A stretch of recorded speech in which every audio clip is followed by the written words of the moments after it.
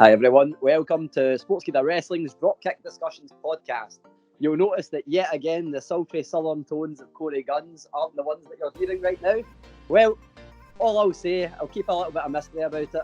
If you imagine Korey Gunz being Dio Madden, then I'm going to say that I'm Samoa Joe, although I'm probably more like Scotland Gary, which hasn't got quite the ring to it. Yet again, joined by Tom Colohue, ever-present man on this podcast. How's it going, Tom? Pretty good. Always happy to be joined by our favourite slick Scotsman.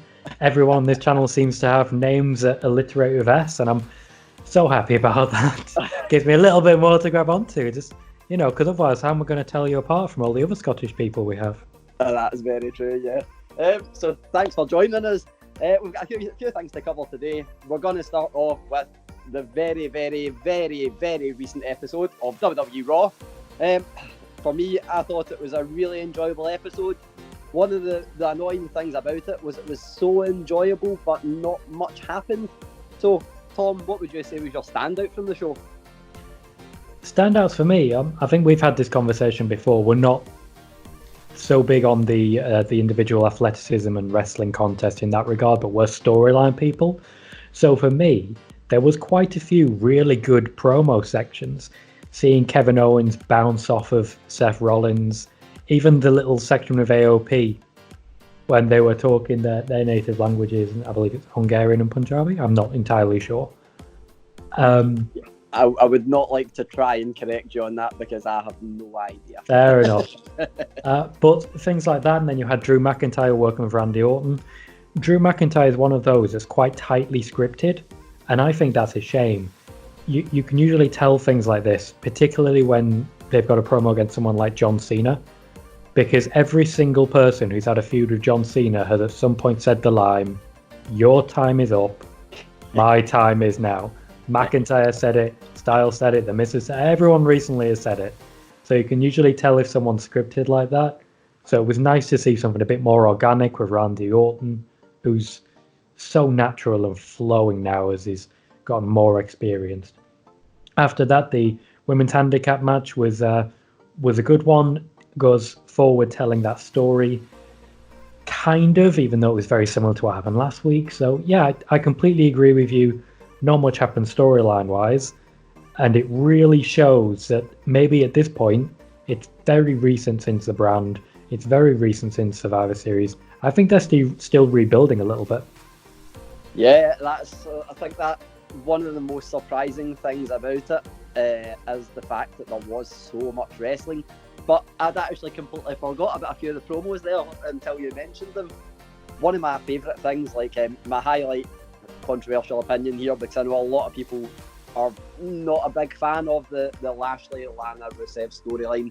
I think people are coming round to it a bit more, but like I love that segment. But apart from that, obviously the AOP thing, the little bit at the start, and then Kevin Owens is just a pleasure to watch. Every time he's on the screen, whether he's wrestling or talking, he's just always entertaining. But my favourite thing, there was a little tiny nuance in the Drew McIntyre Randy Orton thing, and it was the look at me when you're talking when I'm talking to you. Oh, completely agree. Yeah, right after that as well, and I know this is probably the most basic of things, but it's just like when the timing is perfect on something, it makes it all the better. And it was just the way that Drew McIntyre took his eyes off the prize for a second and got punished for it. But I thought it was one of those Raws where it doesn't need to always be a case of new things happen. You get news out of it all the time, because sometimes it's great to just watch a good show. And I thought last night was one of those shows that the main event, man, that was absolutely incredible. It was just really enjoyable to watch, and particularly as well in the 2-on-1 handicap match. I thought the finish to that was pretty great, and I'm now just watching every show going, how are they gonna counter Charlotte Flair's figure 8 this time? Because it seems like they're constantly one-upping every time they counter it. Oh, I don't know if I can say that. The Rhea Ripley one was pretty incredible. But yeah, I think Raw was a really good show. The only surprising thing is this was the penultimate show in in the lead up to TLC. Next week is the go home show for TLC, and we don't have any matches officially announced. As far as the venue is concerned, it looks like we're going to be getting Roman Reigns versus Baron Corbin in a tables match. The Kabuki Warriors against Becky Lynch and Charlotte Flair, apparently in a TLC match. And I would guess that one is for the Women's Tag Team Championships, but I'm not sure if that's what's advertised or not. And then they've also got the probably the most obvious match, I think, in WWE right now that we're heading towards is Bobby Lashley versus Rusev. No stipulation announced for that yet. You'd have to imagine there's going to be one just by the way the storyline's going. But again, no official announcement. So, firstly, what do you think of those matches? And do you think there's anything really obvious we might see added to that? Well, I don't think any of those matches are particularly surprising. It's like you say, that's clearly where they've been building since well before Survivor Series in pretty much two at least of the cases. Corbin and Roman Reigns, that's a match that I saw when I was watching the show in Manchester. It was a good match then. It'll be a good match at TLC regardless of whatever the situation is. There are two very talented wrestlers, and I don't think Baron Corbin at least gets the credit he deserves. First and foremost, the End of Days, beautiful move, still not being kicked out of, and that's an important point. Rusev against Lashley, we surely expected that for a long time now. They've kept these two apart quite well. Despite the run-ins and the brawls, it's always been a case of one person attacking the other from behind, and that's a fantastic thing, because when you hear boos that much, and I know this isn't the most popular storyline, I'm not the biggest fan of it personally either. I think it's very sort of simple and a bit...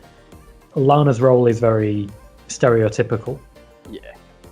But at the same time, you can't deny the end result, because she's getting incredible negativity. She said a line on Raw, which is essentially she's getting tired of people booing her, and then all of the audience booed. And it was fantastic. It was the most basic cheap heat you can get. Lashley as well struggled when he came back to really get much behind him. People weren't caring. They put him against Roman Reigns at the height of Roman's matches being hijacked, and he still wasn't getting cheered. So that's a difficult situation. Now people are really starting to care, and it's been a while because Lio Rush was the last person to really get an emotional response for Lashley.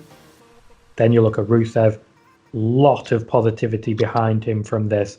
He gets a huge pop when he comes out. Not since Rusev days he had this much behind him, so I'm excited for that. When it comes to the women's tag teams, you could see that coming. This is why we're not seeing much of Becky, so she gets a big moment on the upcoming Monday where she runs out and saves Charlotte. She's been sort of building the feud with Asuka, sort of background, sort of foreground. I can see that being in a singles sort of rematch this year's Royal Rumble, because of course at last year's Royal Rumble we had the exact same match just for the other brand's championship, and Asuka tapped Becky Lynch out. So I could see that being a rematch. I think we're going to get three extremely good matches that have been built very well and very consistently. Beyond that, I've started to get confused. It looks like we're going to get a Wyatt-Bryan rematch, which I'm guessing because the pay-per-view is so close, they just don't have time to build a new competitor. And to be fair, who would you throw against Wyatt at this late stage? Yeah. Other than that, maybe a US Championship ladder match. You haven't mentioned a ladder match there. So maybe we'll have a multi-man. Maybe it'll be Orton, McIntyre, Styles, Mysterio, Ricochet, Humberto Carrillo. I think that would be a very good match. It's hard to say. Maybe we'll get Bliss and Cross versus Fire and Desire on the pre-show. Who knows? We'll have to wait to SmackDown for it to start to really round up, but they are taking far too long with this, and I want to see some matches so we don't get a repeat of Hell in a Cell. Yeah, I think I'm caught in two minds, because I actually really like when stuff's impromptu, like we've seen when WWE's hand was forced with the NXT stuff immediately after Crown Jewel, but saying that pay-per-views still need build. The one thing that I also didn't mention, and I really hope it's not the case, and I hope it's not the case for Lashley Rusev, is no chairs matches have been announced this year. So I hope it stays that way. I'm really not a fan personally of the chairs matches. But yeah, I think Reigns Corbin was always coming. A tables match, yeah, I'm not going to argue with that. I'm actually personally a big fan of both men, even though they are both very polarising. Like you said, Corbin, his finisher hasn't been kicked out of. I think the only finishing move that I would say is anywhere near as clinical would be the RKO, and even that has recently been kicked out of. But that match, no flags thrown here at all. And the Kabuki Warriors against Becky Lynch and Charlotte Flair, I think you're spot on there with the big pop with the run out with Becky Lynch saving Charlotte Flair, and then probably building to the singles match as well at Royal Rumble. But yeah, I think that the main one, I don't think it will main event the pay-per-view by any means, but the match that even if like the Fiend Wyatt gets announced, there probably isn't going to be a Brock Lesnar match. It seems that he's going to be away until the Royal Rumble, or probably very close to the Royal Rumble, and he's back for the build for that. But Lashley Rusev, I think, is actually going to be a pretty big deal. I always say it with, you touched on it with saying that there's not been like none of them, they've not squared up to each other essentially. It's always been an ambush of sorts. There's been a brawl kind of happened, but they've not actually had a match. Even at Starrcade the other day, even though it was a house show, there wasn't. They kind of, even though it was televised, they kind of managed to wiggle out of having them go against each other by putting Kevin Owens in there instead, which I think is great. You don't want to give away that match. I think the best thing I've maybe ever seen in wrestling build-wise was a way back in ECW, and it was Sabu and Taz, and they built that match with those two guys not touching for a year, and then it was just amazing when they were in the ring together. I know you can't do that nowadays, but I would say that they're doing this the right way, and I think it's going to be incredible. I would love to see that ladder match that you mentioned. I think that would be great. Any ladder match with Ricochet in it, I'm definitely sold. I think that would just be absolutely incredible. But yeah, I really hope it shapes up. I hope we get some kind of hint or even a confirmed match on SmackDown, and then, man, they're going to need to work really hard to sell us on some stories on SmackDown and Raw heading into it. But I guess the one advantage now of SmackDown being on the Friday is Raw isn't really much of a go home, because you've got 5 days in between, or 4 days in between that and SmackDown, and then, man, they can do anything. One thing that I don't think will happen, but I thought might be interesting, I wonder if they might tinker with having an NXT match in there. I don't think they will, but it'd be interesting to see, just followed on from Survivor Series, and then the obvious, you'd say a bit of a route NXT had. They were certainly dominant. So that takes us on to the next point. The Wednesday Night Wars, in inverted commas, I like to say, because I don't really think they should be called the Wednesday Night Wars. But that's besides the point. The big news is NXT have won on viewership for the second week in a row, and it wasn't really even that close this time. You would say maybe to be expected following Survivor Series and a very impressive takeover the night before. But yep, NXT 810,000, AEW Dynamite 663,000. So I need to ask, do you think that was due to Survivor Series? Do you think maybe the honeymoon's over for AEW? Where do we go from here? What do you think happens from now on? Is it going to be NXT all the way? Is there a way back for AEW? Or do you think we're going to be trading blows back and forward for the next few weeks? Well, firstly, I'd say that better placed pundits than me have been throwing out a lot of caveats and mitigating factors for this, talking about the demographics and whether or not Thanksgiving may have had an impact, and how social events and their key viewership may be doing one thing, something else, and blah blah.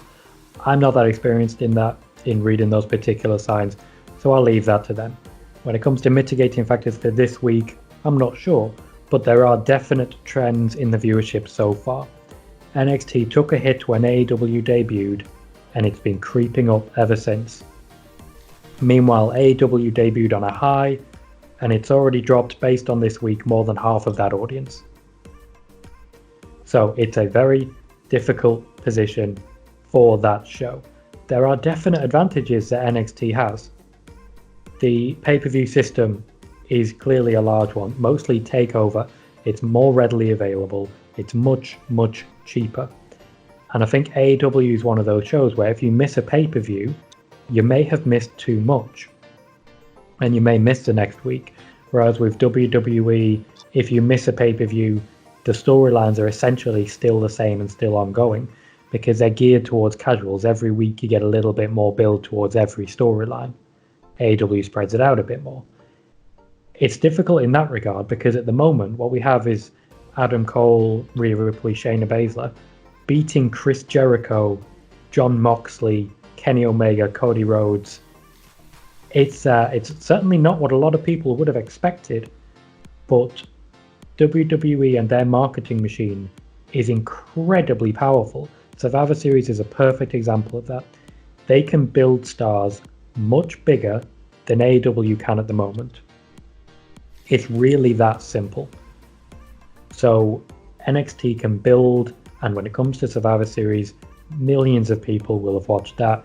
Millions of people have watched Raw, have watched SmackDown, and we've seen that directly impact NXT. It has achieved that goal of getting more viewership. It's also worth pointing out, and I've been focusing on this particular point since the first ratings, viewer retention is much higher for NXT.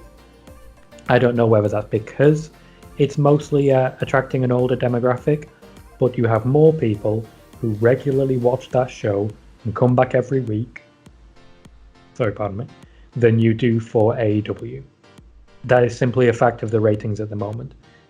What that means is it's going to be very difficult now for AEW to overcome the lead because they naturally lose more than NXT has. Now, I'm not saying there's not going to be a bump because after, I believe it was the World Series, there was a bump straight away.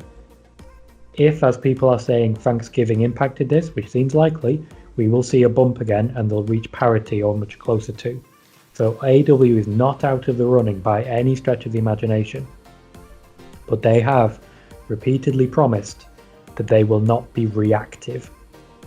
So they will not try and counter what NXT is doing. They will not react or have a sort of a gut feeling sort of reaction to a lower rating. They won't change the course. They will stay the course even if it takes them a while for the storylines to kick into gear. I think the next step, and I think this is also something we've discussed on podcasts before, is a Jericho-Moxley feud. And I think we're starting to see those ideas come out to the media to really gauge if people are excited by it. I'm excited by it. I think a lot of people are going to be excited by it. And I think that's the next big feud that you can put your hat on and say that is a reason to watch what AEW is doing. I think they need to fire that feud, get it going, and I think then we'll see viewership start to return. Other than that, I'm not sure. It's one of the wonderful things about Wednesday nights that we're really not certain what's going to happen week in, week out. I think we'll see a bit of trading, but NXT are really in the fight now, whereas previously they were not. Yeah, I think you said a few things there that have kind of linked up with something that I was thinking but couldn't quite try and put into words. So I've recently started a column on Sportskeeda where I compare NXT and AEW, which I know is going to probably get me a lot of hatred going forward. I think that might have not been the smartest decision for me to take up that column. But man, I'm glad I'd done it last week because it was really easy to give NXT the win. And I did say it in my verdict. AEW on paper, I think I would have, if I looked at the results for both of those shows without watching, I think I might have chose AEW because the Jericho stuff. As you know, I'm a fan of Jericho a little bit. I may know that, yeah. But let's cut that off before you start going and spend the next half hour talking about Jericho again. Most definitely. We'll leave it just at me saying I'm a fan of Chris Jericho, but we're having the Moxley thing at the end. I don't know how that could have been beaten, but I watched NXT and the major takeaway, the point that you made about WWE being able to build stars, I think the main thing for me, NXT was so enjoyable because I just simply didn't get bored. I watched the full show and I loved the full thing. Whereas AEW, there were a few points I found myself, check my phone, check Twitter, see what's happening, what else is going on in the world of wrestling. As silly as it may sound, I chose to watch NXT based on one thing. Yep. Seeing Adam Cole launched into the crowd. I was a bit on the fence, and then I saw that and was like, yep, need to see that, need the context, watching that now. Well, that's I'm in the position where I'm watching AEW live on Fight TV. As I always say, it's not through choice. That sounds bad. It sounds like I'm putting down AEW. I'm not at all. It's just that it's the only way to watch it. Any of the two shows live in Scotland, because NXT is on Thursdays. AEW is also on Thursdays on free television, but I'm able to access it through the wonders of the internet and Fight TV. But it kind of makes my choice easier. It means I don't need to choose what one to watch. Yeah, watch the AEW live, and I would always think that gives that show the edge for me. But NXT this week was just, I thought, almost perfect. It was just really easy to watch, really enjoyable, high stakes matches on both shows. A lot of news coming out of both shows. I felt as well. It was, like you said, the kind of thing with AEW. I feel like even if I was to miss, maybe not one show, but if I missed two shows, I'm not sure it would loop me back in quite so easily. But you never know. I don't think I'll ever be in a position to miss both shows or two shows anyway. But NXT, I've always felt, for me, has been really plug and play. If I was to miss anything, I can just watch it and I'm going to enjoy it anyway, because it just seems to have that type of product that there are storylines, but you can just watch it and enjoy it, which is what I did, and that's why I gave that one the edge. And I'm quite glad that I'm slightly vindicated in what the viewership was. But at the same time, I think both shows were incredible. Like you said there, AEW, they have said that they're not going to counter-program, that wonderful phrase that we've heard so often. But you never know. They had said to begin with that they were very happy with 500,000. I think TNT had set them 500,000 viewers as like a plateau going forward they would be happy with. But after such a successful start, you've got to think, well, the goalposts moved. Would they still be happy with that? Would they be happy with that if NXT were higher than that every week?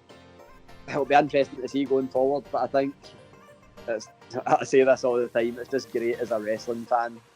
Because... and sorry, go ahead. No, I was just going to say, because if one show is doing better than another, then another show does need to keep up, and that will just be brilliant to watch.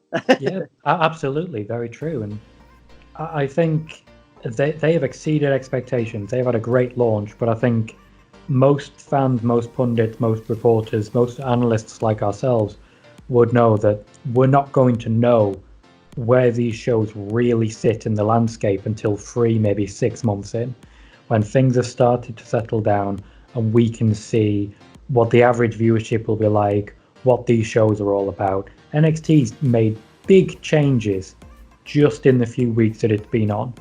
Even just in the involvement in Survivor Series, big changes. AEW has just started, they're just establishing, and we're really trying to work out what groups are prominent, how they're going to present this, how they're going to present that. Now they're switching the tag system up and we're getting more singles matches with tag competitors, which is slightly unusual. The women's division needs to gain a bit of prominence and break out, and we've not reached that 3-6 month period yet. So we can't really fairly judge either. I think by then, everything will have settled, we'll start to see the landscape. But the Wednesday Night War, you said, inverted commas, it's a marketing tool. The concept of a Wednesday Night War is a marketing tool to make people tune in. It has worked. It has worked brilliantly, but I would not be surprised if we stopped hearing it quite so much over the next few weeks as they settle into whatever their rating's going to be. Yeah, I'm also shamelessly using it as a marketing tool for people to read my article every week as well. So, so you won't hear it less from me as much as I hate the phrase. But yeah, one thing I do want to mention about AEW, I recently had the pleasure of speaking with Dustin Rhodes, a man who, well, he's very familiar with WWE because he was there for a long time as Goldust, but he's also he's not too unfamiliar with being in a rival promotion at WWE because he was in WCW as well, where he was a United States champion. But one thing that's really got me kind of not more invested, because I was invested in the product anyway, but he was talking about coaching the younger stars, and again he mentioned the fact that a lot of them haven't been on live television before. The kind of things that you could say is teething problems we've not actually really seen in AEW. They've actually been quite, apart from some questionable refereeing, they've been quite fluid. But he was talking about them like my kids, and he kept saying my kids, and I was just like, man, I love that. It's a lovely touch from a veteran, so I can't wait to see what they do going forward. And speaking of going forward, very, very tenuous link there. But one thing that's been in the news recently is bookmakers made CM Punk the favourite to win the Royal Rumble. I think that might have changed now. I think they might be realising how potentially ridiculous that was to do that. I don't know if it was one person that put a major bet on and they've just reacted. But people say, how early is it? How early can you put up your Christmas tree? How early can we talk about the Royal Rumble? Well, we're going to touch on it just now. So hopefully people aren't too bothered about that. But yeah, we're going to do it in the simplest form. Looking at early favourites for the Royal Rumble. I don't think any of us are going to mention CM Punk, but we're going to mention who we think might possibly win the women's match and the men's match. Let's start off with the women's match because I think we've got quite a similar opinion on this one. But Tom, who do you think is going to win the women's match? Well, usually by this time you can start to work out who the favourites are going to be. Last year, we knew Becky was going to win the Rumble pretty confidently, leading in. We knew Seth was going to win pretty confidently. The year before, Nakamura, Asuka, we knew pretty confidently. This year, there's a lot up in the air, so I thought to myself, who makes the most sense to win the Women's Royal Rumble? I went with Sasha Banks, just for that sweet, sweet moment when Bayley comes down, looks Sasha in the eye, and says, "Oh, you're not going to stab me in the back, right?" No, Sasha would never do that. No. Yeah, I think I went for I'm not sure if this is the obvious choice of Charlotte Flair. I don't know, I think whenever you think about any woman winning something, probably the first name that comes to my mind. She's the most decorated woman in WWE history, I think. Yes. Yeah, I had to go with Charlotte Flair. Obvious reason. I don't think I need to say much else, but I think you might be a little bit more spot on with Sasha Banks for the storyline reason. To be fair, I'm sticking with Charlotte. It would be especially key if she wins and challenges Becky while they are the tag team champions. Yeah, that's also true. And one thing I also think would be great is if she was to enter at number 1 and win it.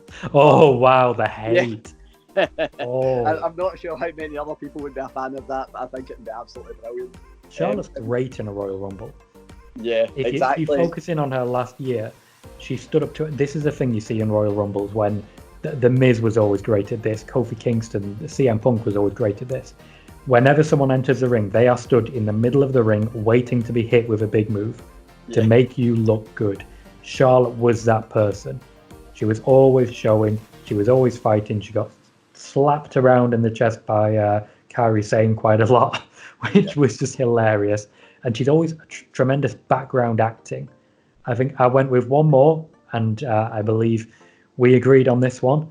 Someone I can see winning the Royal Rumble, and someone who had a very great showing last year, and someone who's had a very good showing recently, is of course Rhea Ripley. The casual brutality, as I've mentioned before, of Rhea Ripley knows no bounds. And given how hard she's been pushed, I would not be surprised if she was pushed straight up against a Becky Lynch or a Bayley after the Royal Rumble. Yep, she was my second choice as well. And the only reason, the only way I can see her not being one of the favourites to win she might still be, but the only reason that I possibly think she might not win it is if she is the NXT champion, women's champion by then. That's the only way I can see her not being in the match and having a very strong showing. And well, would they have her win it? You just have to look at the last 2 weeks ago now, the run that she went on. I think the breakout week between her and Keith Lee, and I think you would have to edge it for saying that Rhea Ripley had one of the best weeks in WWE history, probably, without winning a championship. Absolutely, and I think it's worth pointing out, TakeOver now will take place after the Royal Rumble. Oh yeah, that's actually so she would not, even if she was lined up against Baszler and won it, she would not be an NXT Women's Champion at the time of the Rumble. Yep. So unless that happens on a live episode of NXT, then that's me saying, yep, she might overtake Charlotte Flair as my favourite to win it.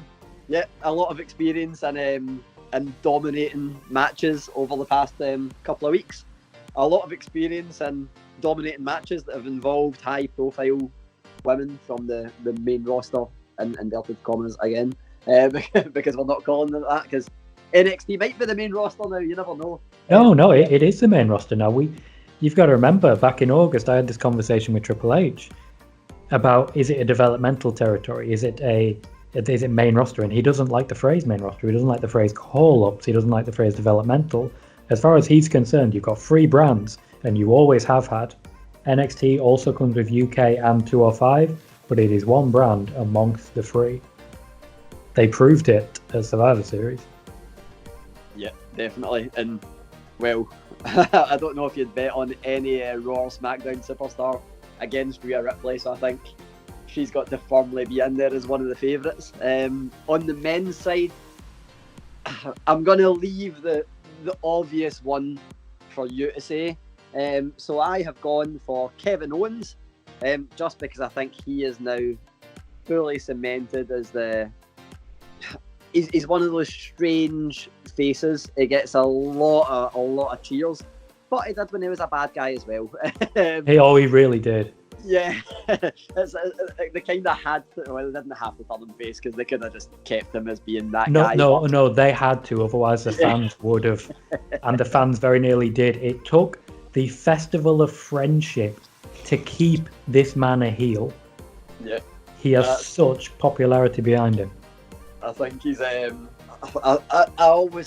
thought he was one of those guys that was always going to be like a main eventer when he first came up, again in inverted commas, when he first debuted on I can't even remember the pay-per-view now, but when he debuted against John Cena and Money in the Bank. Like, yeah, that was I'm going, this guy is going nowhere, he's going to be at the top of the card from here until eternity. Then he had a little bit of a lull. I felt it was still entertaining, but it just wasn't at the top of the card. But I feel like he is now re-establishing himself as one of the very, very top talents across WWE. Yeah, and he was a last minute swap as well, wasn't he? Yeah, it was. Because the plan was very much to keep him on SmackDown based on the specific order they were reading things out and the leaked information that was on WWE.com. He was a last minute swap. Someone in the back, probably Paul Heyman, let's be honest, saw what was happening, reacted to the list and said, okay, you need to make a change, give me Kevin Owens. Yeah. I'll do very good things with him, give me Kevin Owens. And I think now, as a face, we might actually see him at his very best. And I thought it was amazing before. And obviously, he's a former Universal Champion. But I just think we're now seeing the re-emergence. I think he's rising to the top. It's a nice road to redemption. And I think he is my main pick. The other one, I don't know if I'm leading with my heart or my head here, but I've got to say Drew McIntyre. I just think he's a star. Just going Scottish. You just going Scottish. I'm just convinced that moment's going to happen where I see Drew McIntyre lifting one of the world championships at WrestleMania.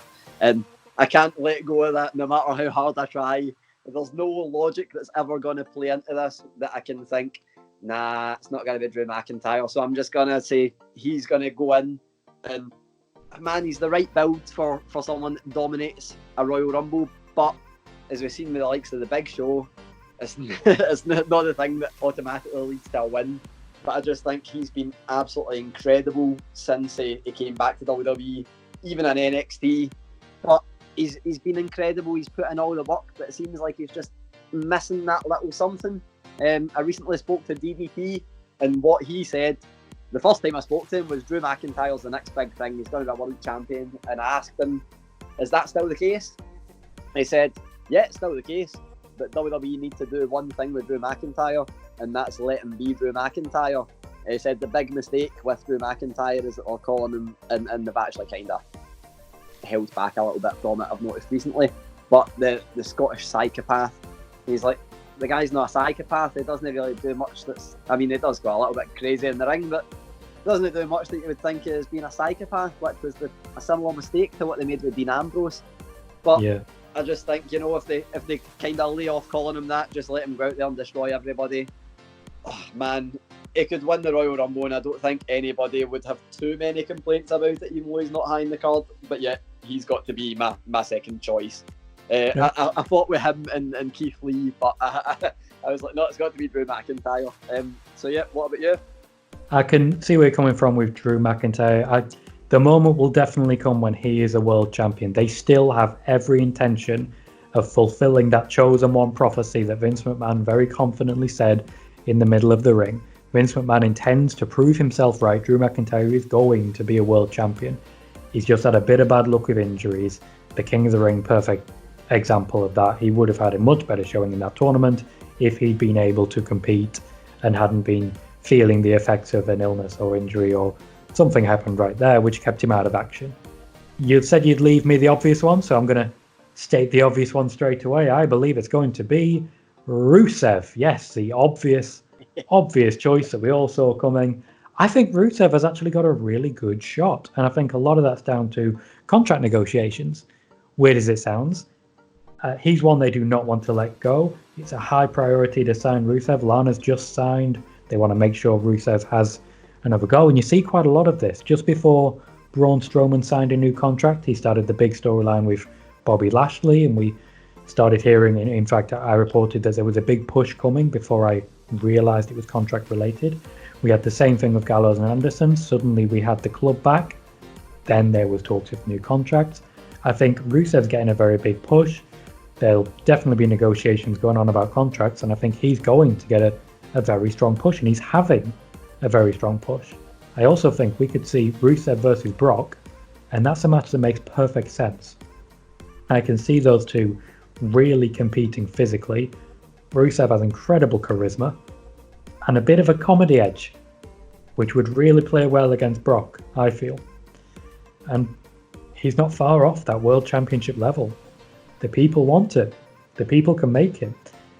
And speaking of World Championship level, let's just name a random outsider just for the hell of it.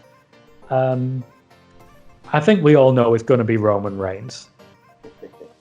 He's the favourite now, not even after CM Punk anymore. He is now the favourite by a lot of betting websites, at least here in the UK. That Roman Reigns will take on Bray Wyatt, probably in the main event at WrestleMania. I am not sure how that match would go. I know that these two have sort of been set up as like the ultimate rivals to each other, but I don't see Roman and The Fiend being ultimate rivals to each other. But Roman's pragmatic. If you're going to beat The Fiend, you've got to get that mask off. And I don't know. Roman Reigns is a favourite. Was he on your list? Yes, he was the person I thought is the single most obvious choice. And I wouldn't be too upset with it. The guy's not held a championship title this year. So it'll be a full year.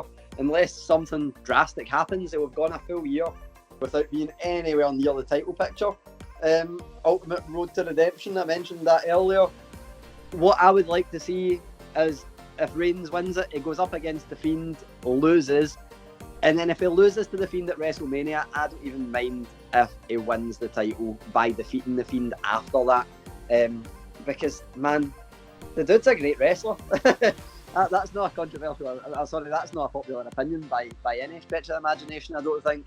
But I think he's like John Cena, where he's the kind of guy that he's good, and he's so good and so great at timing that you just don't notice it. He's really fluid in the ring, and people just seem to have a problem with the booking of him rather than him. But you can't really say that because he's not been booked as the strongest superstar this year, I don't think. No, he's taken a pin from Shane McMahon. That's a great point, yeah.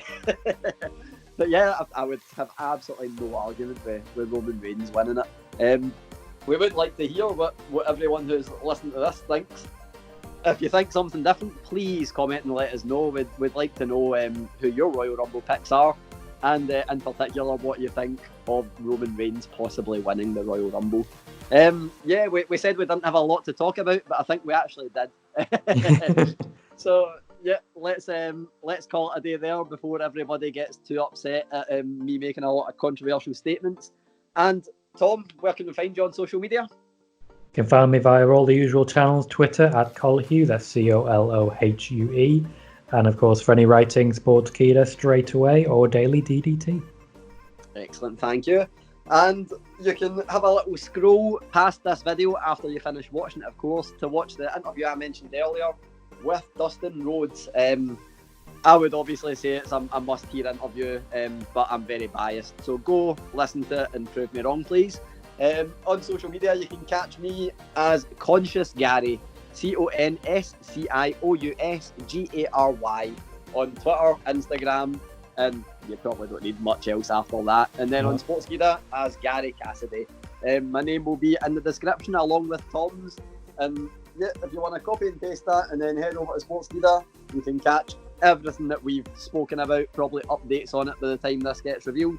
And yeah, we're just going to sit back and enjoy the next week of wrestling. I probably won't be here. The Dio Madden of Sportskeeda is going to be back, and Korey Gunz, probably before Dio Madden comes back, in all honesty. Yeah. You can catch Korey and Tom next week, and thanks again for listening. We really appreciate it.